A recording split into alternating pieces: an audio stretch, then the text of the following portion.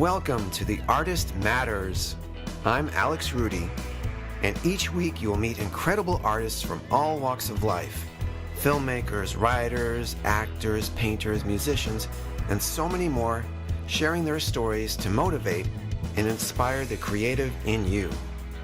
Whether you're doing it for fun or looking to make a living, this show will help you on your journey to bring out the artist within and letting the world know that your art matters.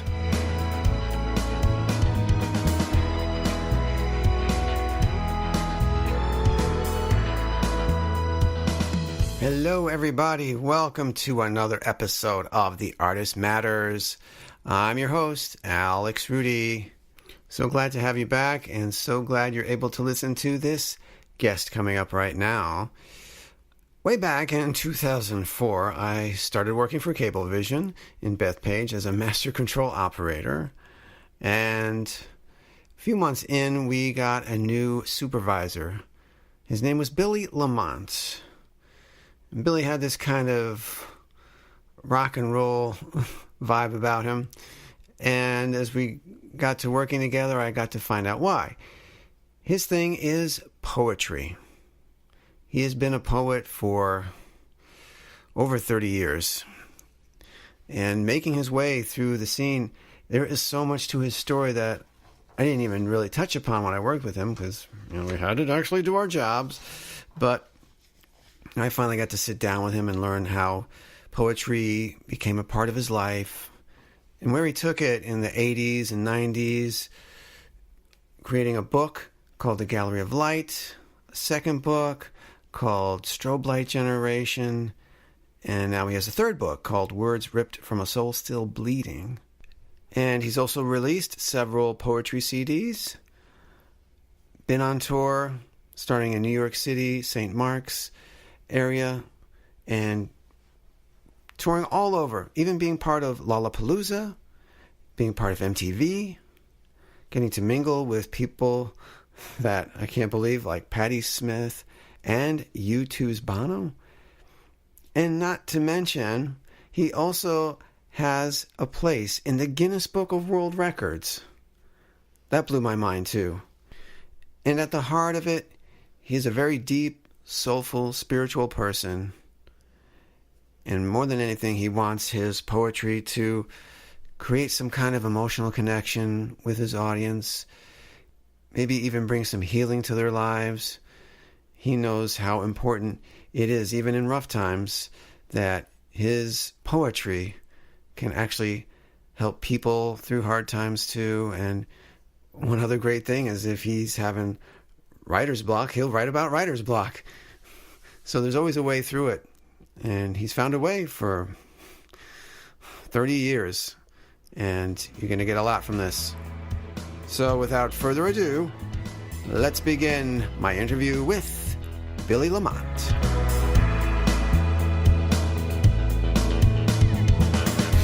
All right, we're here with the one and only Billy Lamont. Welcome to the show. Thank you, Alex. It's a pleasure to be here. Nice to be with you today. Yes, absolutely. It's been a long time. Yes.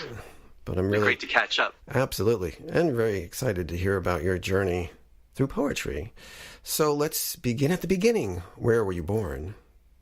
I was born in, I grew up in North Island, born in West Islip, New York, on Long Island. And did that have any impact on the art that you chose? I think it was a gift. It was something that I did. If I was alone in a room, I would write, and then the family would act out, maybe more like play-like or movie-like. But I've always written. But certainly, your roots, where you come from, it's all over the writing. It's the influence. So it felt like almost like an inward thing that came out. But once it came out, there was all those.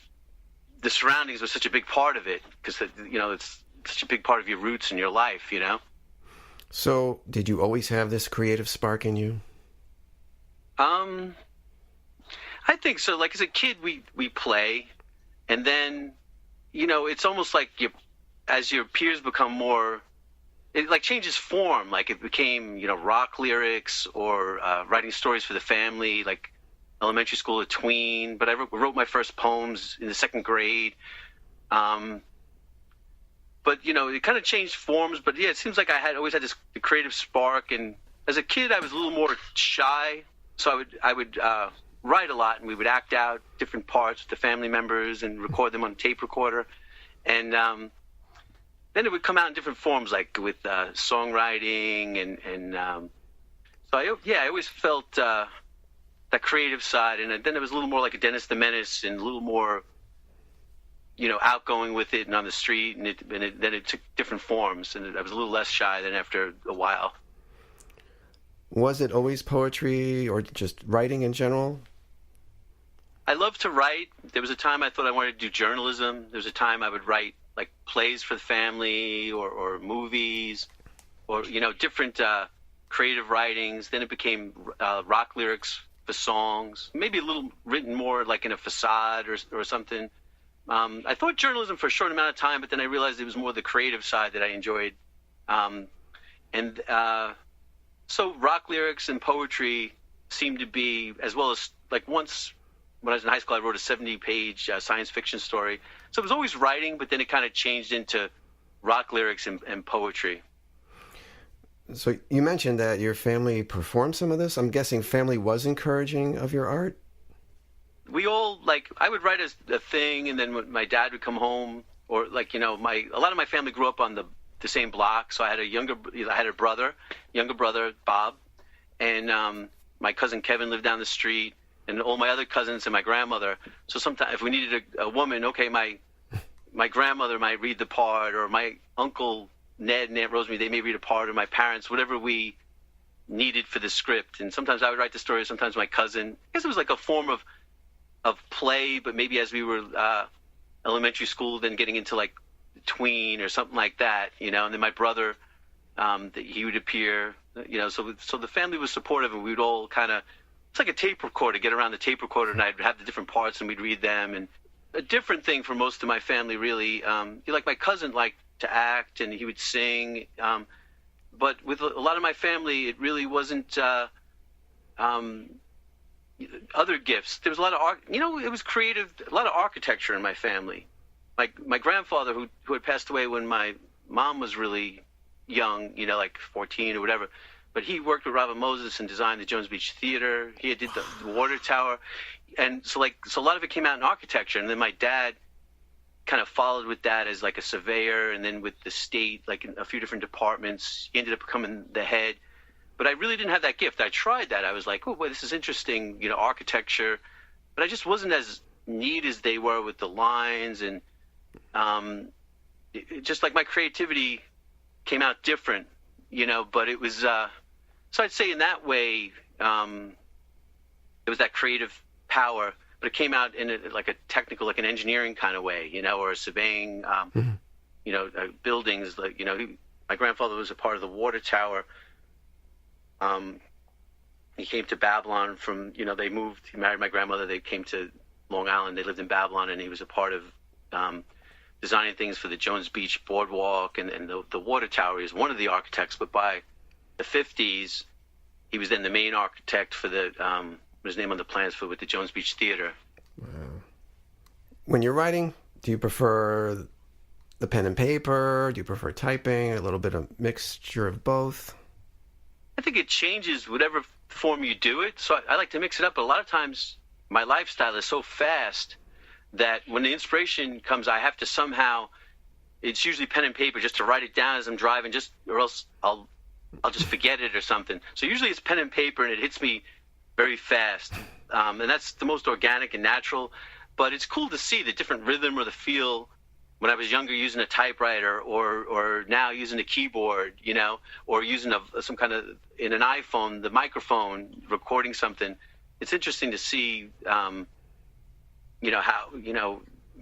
how you get it out, how it changes the rhythm or the flow of it, or the poem. So it's kind of interesting to put it into different atmospheres as well.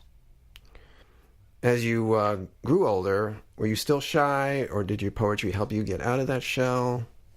I think that I definitely became more outgoing. I was maybe like a Dennis the Menace kind of grew into a Dennis the Menace kind of kid, some mischief, and then really? then it became. I was on the street a lot, like, so a lot of the street became like family too, and so there was a lot of that, you know. It's, I guess, maybe, you know, your peers become more important, and I think maybe I was, I grew up in North Babylon, and it was like there was a certain blue collar kind of element to it. Maybe my family was blue collar, and they became white collar leaders, and it was wonderful people, but it wasn't.